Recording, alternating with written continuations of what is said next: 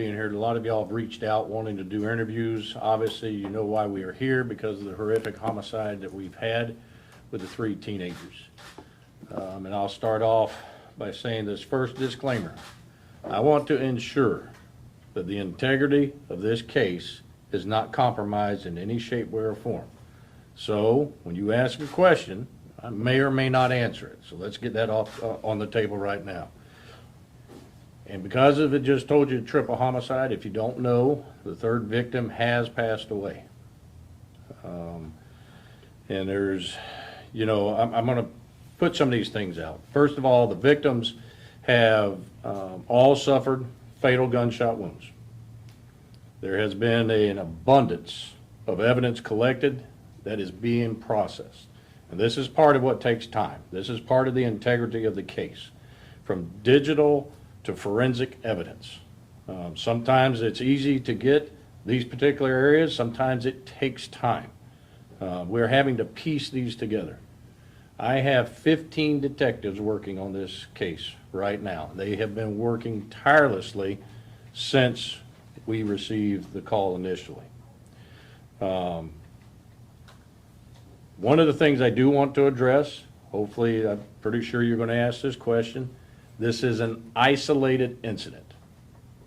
It is not, and there is nothing to indicate that it is a serial killer whatsoever. All of our victims are known or were known to know each other and were together leading up to the incident itself. Now, some of the information, and I need to throw this out there because you've got viewers that do not live in the state of Florida, and even Floridians do not even know what Marsy's Law is.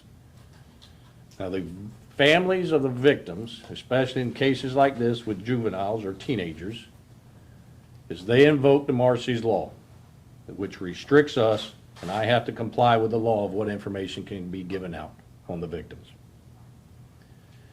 Having said that, I'll open it up to questions.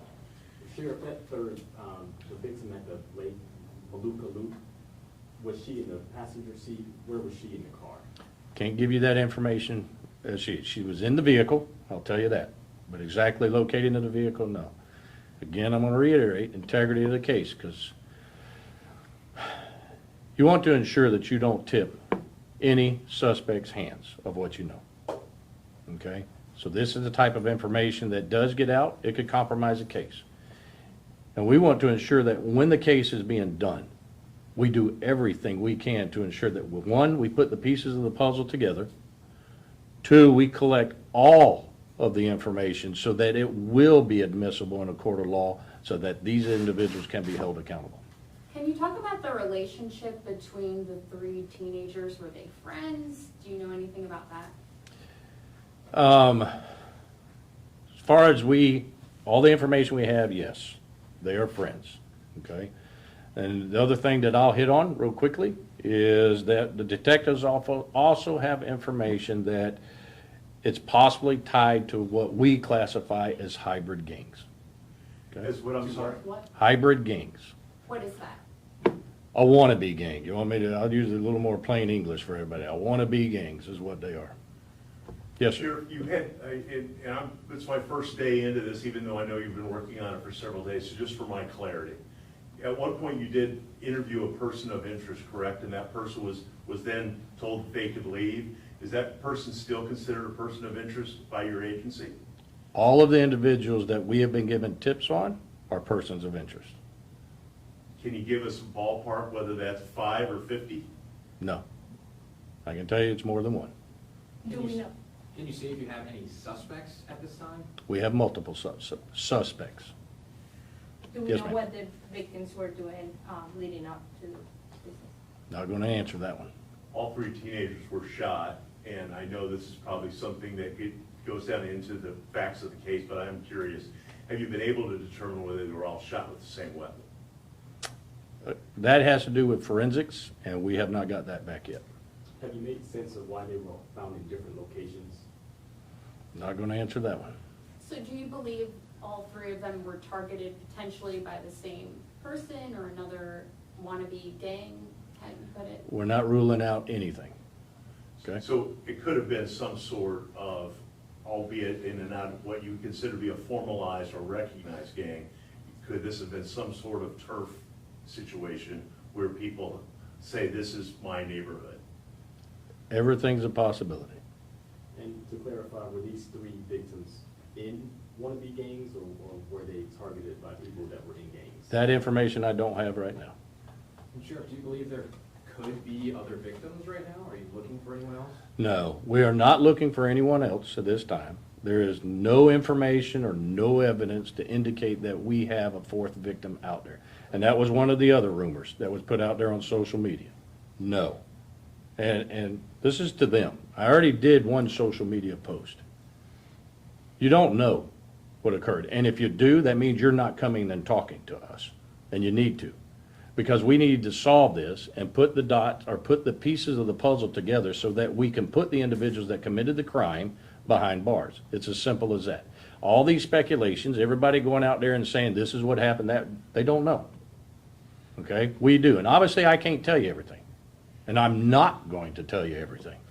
So, and again, we're all trying, I guess, to try to figure out exactly what the timeline is and what it all means, your investigators and us included. I know you found someone late Thursday, someone early Friday, and someone midday Saturday. Have you been able to conclude, have your investigators been able to conclude whether they were found in the order in which they were killed, or is that still to be determined? That's still to be determined. Okay? Did they all die where they were found? Well, obviously the first one, no, because she died in the hospital. Well, I understand that, but I mean, so were they shot where they were found, in your opinion? That I can't give. Can't give that information. Were they all students at Lake Weir High School? No, we're not. Can you tell us, well, I know the other 2 of the victims requested Marcy's Law with their families, but can you learn more about who these kids are? We know one was a softball player, you know, who were the others? What were they known for? What did they do? Were they from the area? I don't have that information, so I can't tell you. I don't know. I wish I could. Sheriff, so you still have suspects outstanding, multiple suspects, you're saying multiple persons of interest, multiple suspects. For the people who live around Ocklawaha, Lake Weir, that area, who are parents of teenagers, how worried should they be? You know, I'm a father. I got 2 boys. Now, my wife and I are empty nesters now. I worried about my boys the day they were born, every single day. Okay? And here's the thing, and I was going to reserve this because one of a media outlet out there is hounding myself and Chief Balkan because we put on our social media juveniles who commit crimes. Okay? You know why we do that? Because as a parent, I'd like to know who my kids hang out with. I like to know who they're associated with. And if they're known criminals, well, my boys would have got their little tails tore up if they hung out with them on a regular basis. That's why we do it. To ensure that everybody knows who's in the community, knows the activity they have. Because if you got juveniles that commit this type of a crime, my sons wouldn't be hanging with them, I can tell you that. Now, as for fear, no. As long as they pay attention to what their kids are doing. And part of the problem, and I want to think, and I want to hit on this right now. You know what the problem in this scenario is? 90% of the time, it's called parental problem. Problem goes back to home. Because I know the question's coming, and I'm going to go ahead and head it off. Has 0 to do with the gun. 0. Okay? Gun did not commit the crime. It's a human being that did. And we're failing at home. That's the problem. Is that an indication, Sheriff, that most of your suspects are probably in the teenage realm? No, that's not what I'm implying.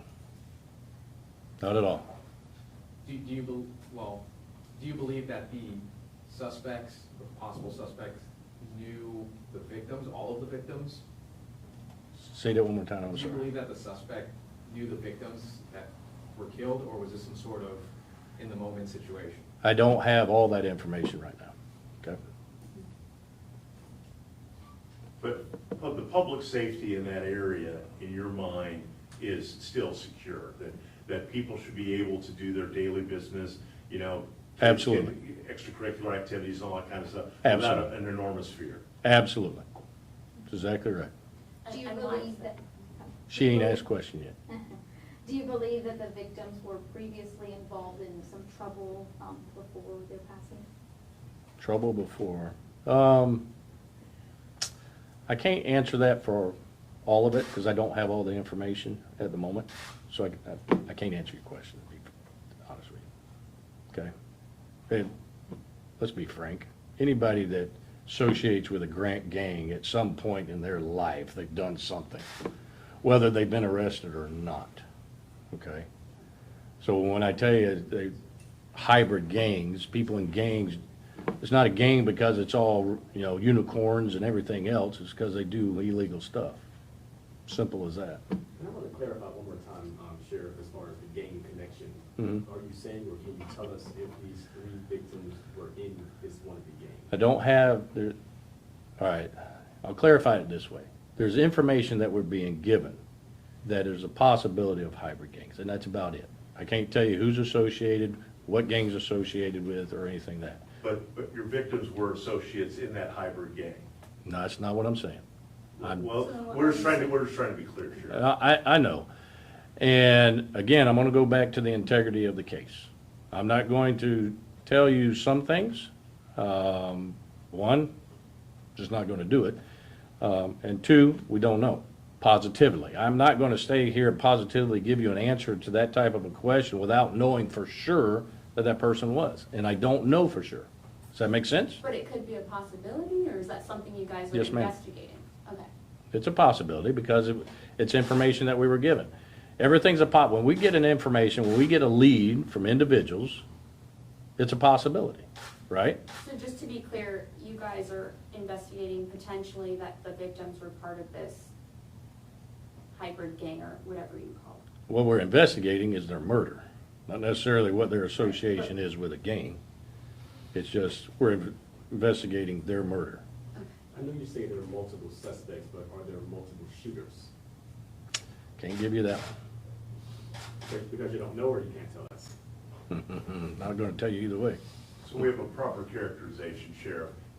I think hopefully I'm summarizing this accurately, that's why I'm asking it this way. Mhm. That you're investigating obviously a triple homicide of 3 teenagers who all knew one another, and in some form or fashion, there was hybrid gang activity that led to their deaths. That's information that we are being given. Any others? How can you say, you're saying with confidence, the public is safe and everybody should feel comfortable.